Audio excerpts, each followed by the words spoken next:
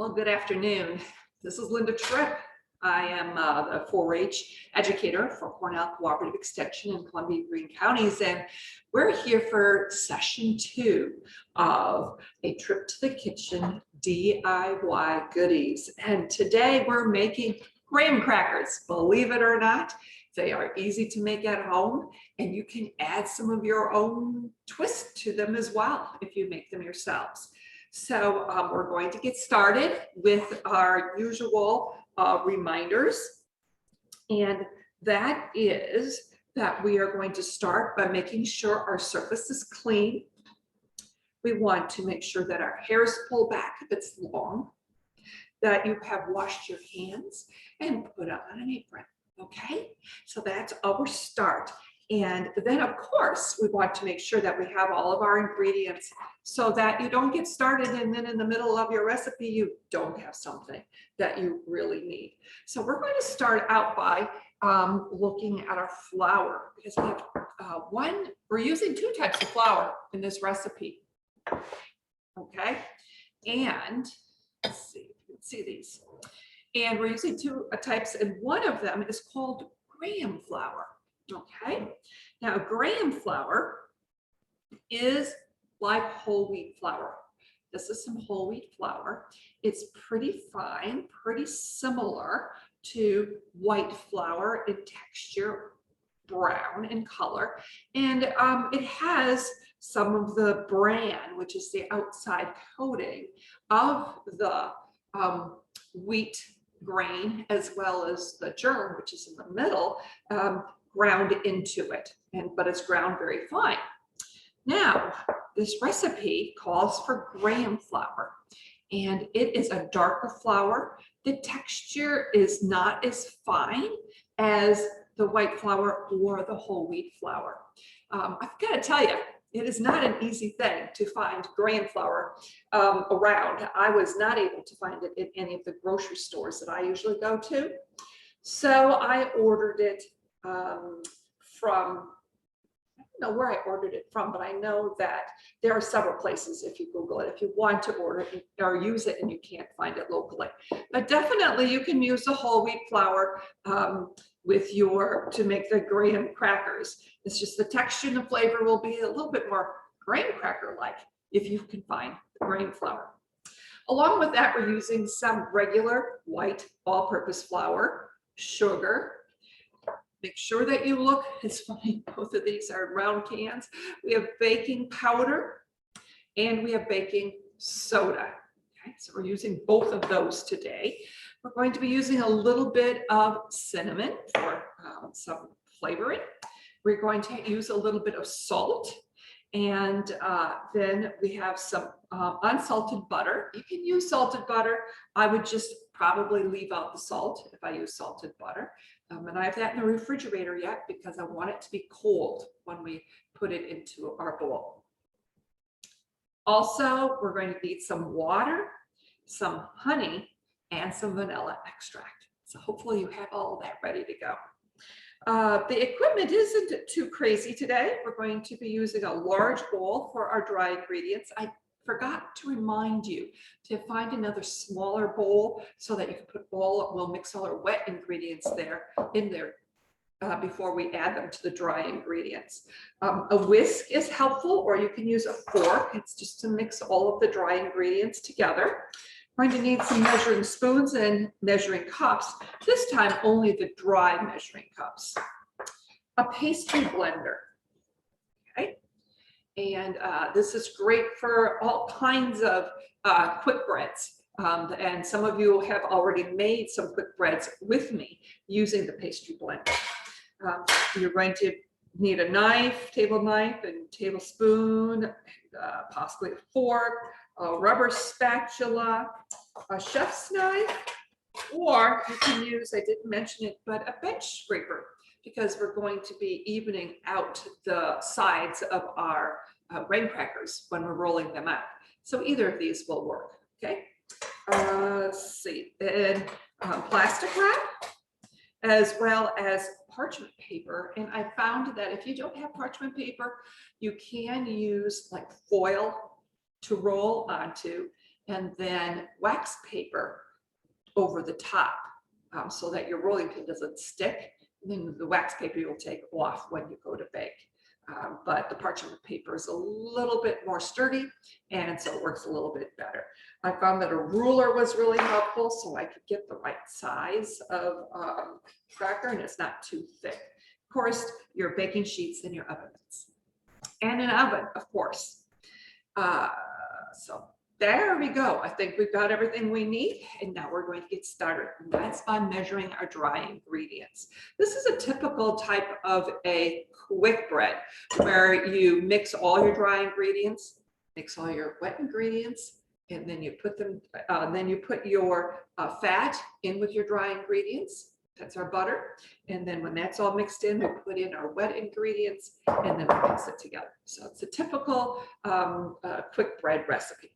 So we are looking at number 1 on our recipe, and it tells us to adjust our oven rack to the middle position.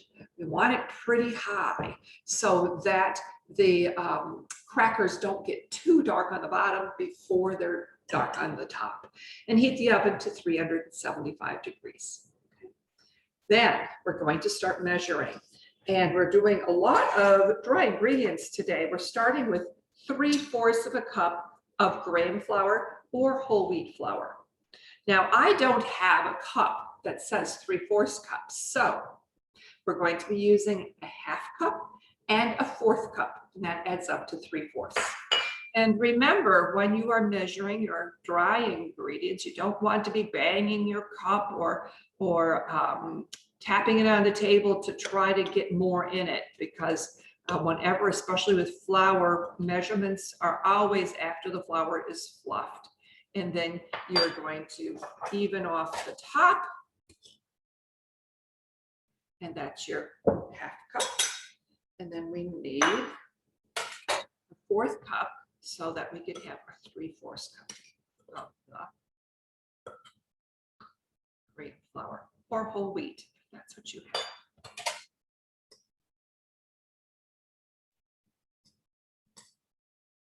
Okay. Set that aside. Now, we're going to add in a 1/4 cup of our white flour. Goes our 1/4 cup. Again, fluff it up a little bit. Spoon it in. Make sure it overflows the top some. Scrape off the excess. That is 1/4 cup of flour. Next, we're going to use a 1/4 cup of sugar. Same thing.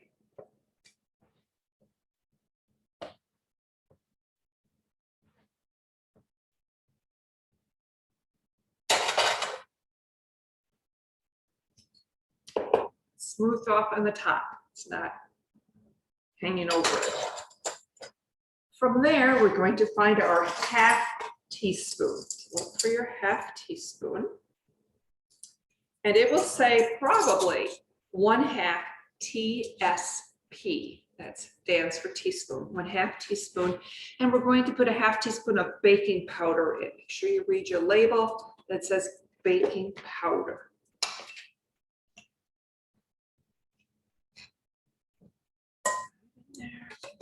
And then we're going to use a 1/4 teaspoon of baking soda. So look for your 1/4 teaspoon.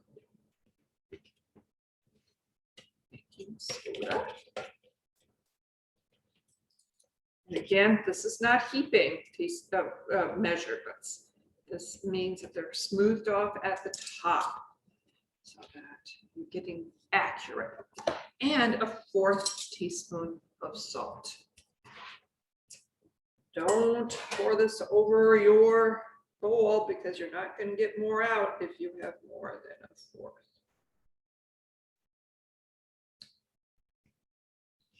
And again, if you're using salted butter, then you can just leave the salt out. And finally, we're going to use 1/8 of a teaspoon of cinnamon. You can add a little bit more cinnamon if you'd like. And if any of you have read in the little cook booklet, you can make cinnamon sugar graham crackers where you'll put in a 4th teaspoon of cinnamon instead of an 1/8. Just need to even it off here. There we go. Teaspoon of cinnamon. This is the only place where we're going to use the whisk today. Actually, might not be. I think we'll be using it for liquid ingredients. So I keep it around. So you just want to make sure everything is mixed in evenly so that when it comes to time for baking, you're not going to have a clump of baking powder or baking soda. Everything will rise evenly. Everything will taste yummy. So that's that. So now we have our graham flour, our all-purpose flour, or sugar, baking powder, baking soda, salt, and cinnamon in this large bowl. Now we're going to sprinkle in our chilled butter. Pull that out over here. Okay. So here are our 4 tablespoons of chilled butter. I chopped it into little pieces so it'll be easier to get started. And you want to put that right in the bowl. Okay. And this is where you use your pastry blender. And you are going to just be pushing down on that butter and mixing it in with the flour. And this is going to take a couple minutes because you want that butter to be tiny, tiny pieces with the mixed into the flour. Don't want any big pieces at all for the graham crackers. Otherwise that will show up when they bake, and you're going to have holes in your crackers and it won't be evenly tender. So you do, in this case, want to make sure that you have it all mixed in tiny, tiny pieces. So we'll take a look at it. Now you're going to see that butter will stick to your pastry blender. So you just want to scrape it back into the bowl. And keep going.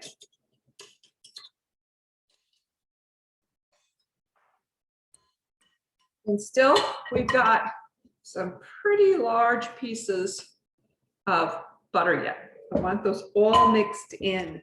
So keep moving. Have to stir around flour each time. Really want to get a nice evenness of the size of the butter.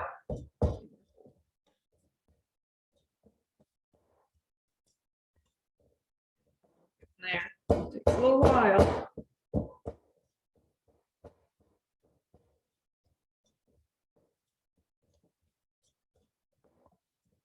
Now, if you read the recipe in the cookbook, not the cookbook I made for you, but the actual cookbook, they use a food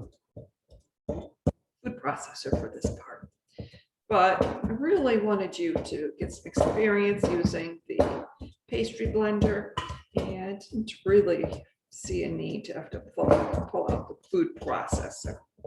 But if you have a food processor at home, want to use it, this is the part that you would use it for.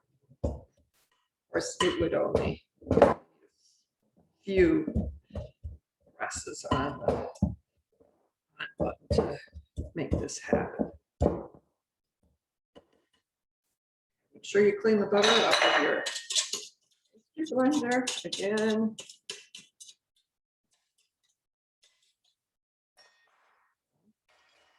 And now can see that it's pretty much all small pieces of butter in there. You're still going to see the butter, but it's small pieces of butter. Okay. Now we still need to add our liquid ingredients, and it's easiest to do by mixing them together in a small bowl first. So our liquid ingredients are 2 tablespoons of water. So you find your tablespoon, which is 1 TBSP. TBSP. SP. Let's put our 2 tablespoons of water in here. Again, even to the top of the tablespoon.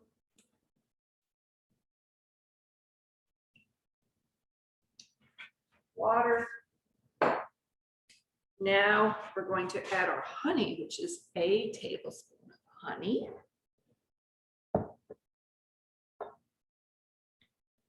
Guess you could say these are honey graham crackers.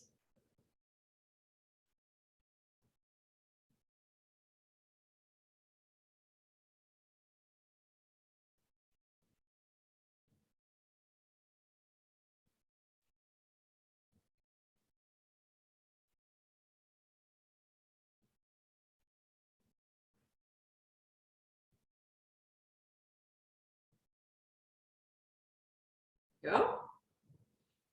Probably going to want to use your knife to scrape that out of there because you want all the honey in and it's not going to come out of the spoon by itself.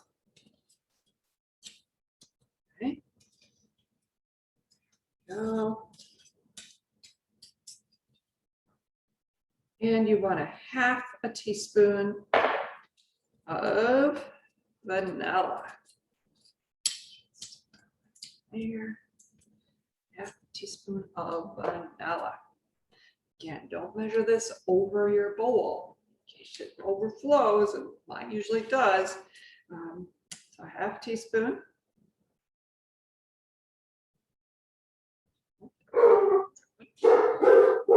There we go. And now we're going to use that whisk again and whisk this all together.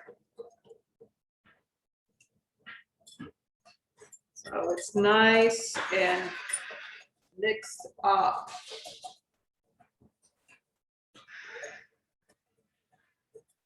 Okay, so that's nice. It makes it easier for the honey to mix in if you mix it up first like that.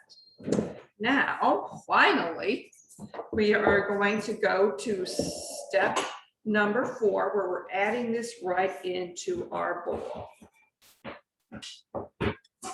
with the dry ingredients.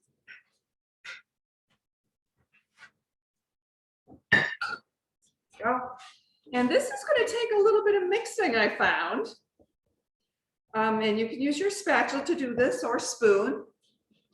And you're going to be pressing the dough, the dry ingredients into the wet ingredients. And it really does come together in a minute or two. Okay, so just keep working on it and it will come together in a cohesive ball if you work on it for a little bit. Okay.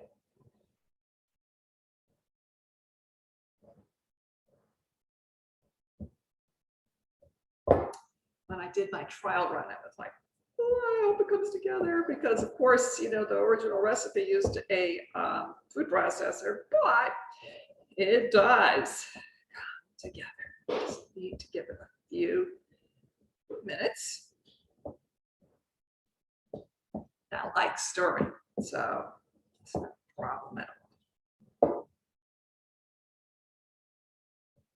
So what you want to do is you want it to get to a point where it's all a little bit dark, you know, like it all has liquid in it, versus the light parts where the flour and mixture didn't have any. Then we're going to stick our hands in there and knead it a little bit to get it into a ball. That's why we use a large bowl so that we can do that.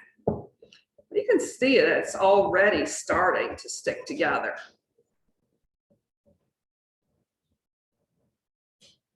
I'm going to clean off my knife here. There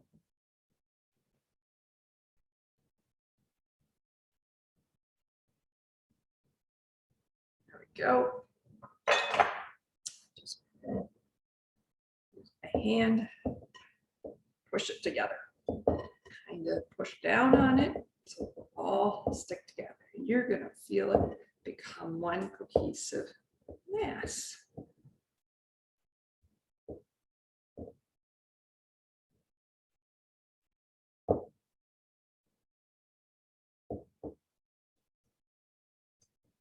little pieces. Doesn't do any good being left in the bowl.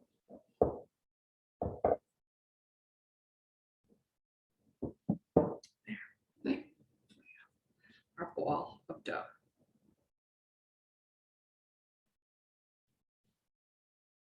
Bet you didn't think that was going to happen, but it did. It's a nice ball of graham cracker dough. Now, 2 pieces of my parchment paper, and also I'm going to get out my plastic wrap for here, because we're cutting this in half. Cut a piece, or just start a piece of the plastic wrap so that the part of the dough that we're not rolling out right now will stay moist. You don't want it to dry out. So this is where you can use your knife. And remember, point your finger next to the handle on the metal part and your thumb on the other side. Not up here, but on the side. And you use your other hand on the top, and let's cut it right in half. Wrap half of it in the plastic wrap. We'll just set that aside. Okay, set that aside. And here's our piece of dough we're going to be rolling out. So if you're following along in the recipe book, it says here, number 5, use the rubber spatula to transfer the dough to a clean counter. Use the chef's knife to divide dough into 2 even pieces.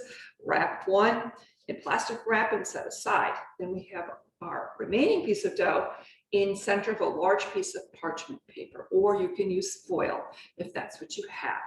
Place second large sheet of parchment paper on top of dough, and then we're going to use our rolling pin. Get that out.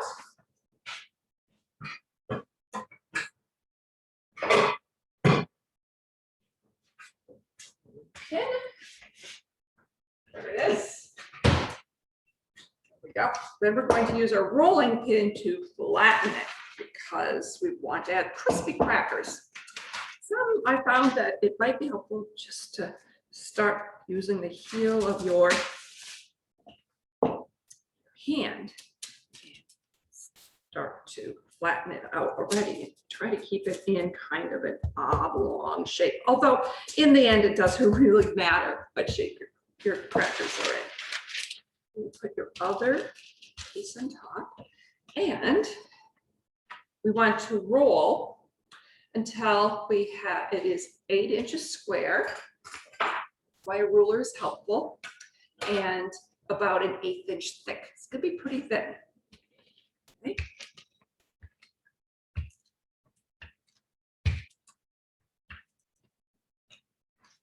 Turn it a little bit wider this way.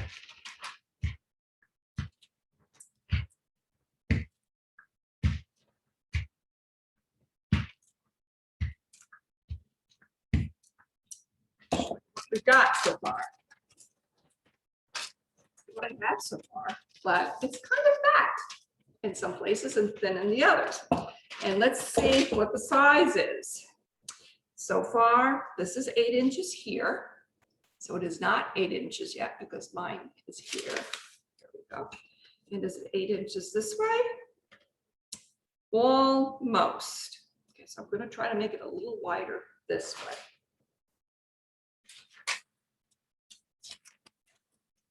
And try to get it an even thickness. Let's see what we can do here. Funny, it rolls a little bit. Curls. Let's take a look. We've got. There we go. Now I'm going to try to make mine more cracker shape. So I'm going to use my knife. Actually, I'll use my. This is a really great utensil, and because it's not sharp like a knife at the bottom, and it's great. It's called a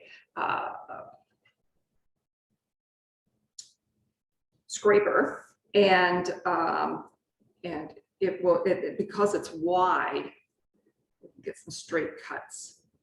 So I'm going to cut that corner off, side off, to stick them up where I might need a little bit more dough. I'm going to cut this end off down here too.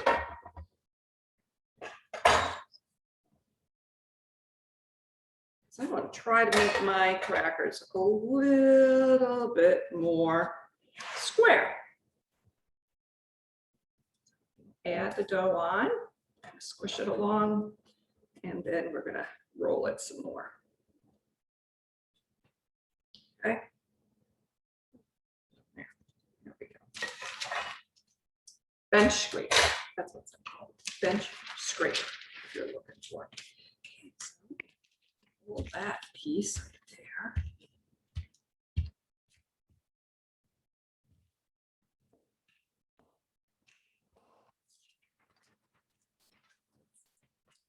In.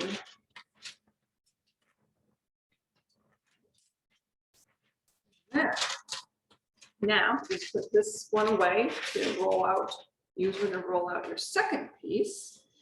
And you can cut this into whatever you want. So I'm going to cut it into little crackers. Let's see here. This is the seem the right size. No, that's only 6 inches now. I'm going to throw it a little bit more that way to make it big enough.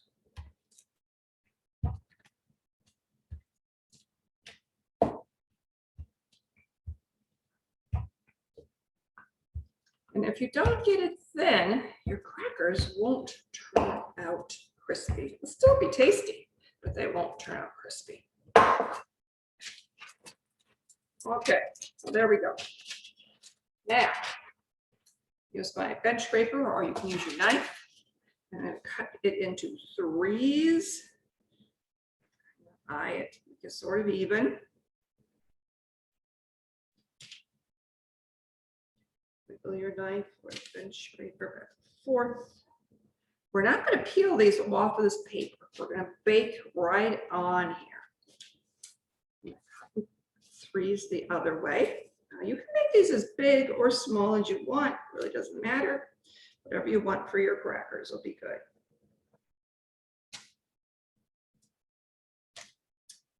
Here's my other. They'll be easier to peel off the paper if you cut through really well. And then, of course, regular, when you buy graham crackers at the grocery store, they have little fork marks in them. So we're going to do that. You can make a design or whatever you want. I'm just putting 3 fork marks into each one. See that?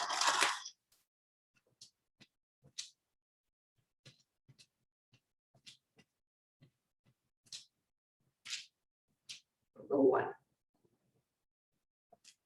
Okay, so we cut our 9 squares. Don't separate them. Prick them with a fork, and then we're going to slide those right on the paper or the foil, whatever you use, right on to the pan. And it's ready to put in the oven, just like this. Okay. Now I'm not going to put them in the oven right now. I want to show you what they look like when they come out of the oven. So here are some that I baked earlier in on a piece of foil, and by putting them on the foil or the plastic wrap or the parchment paper, they peel right off.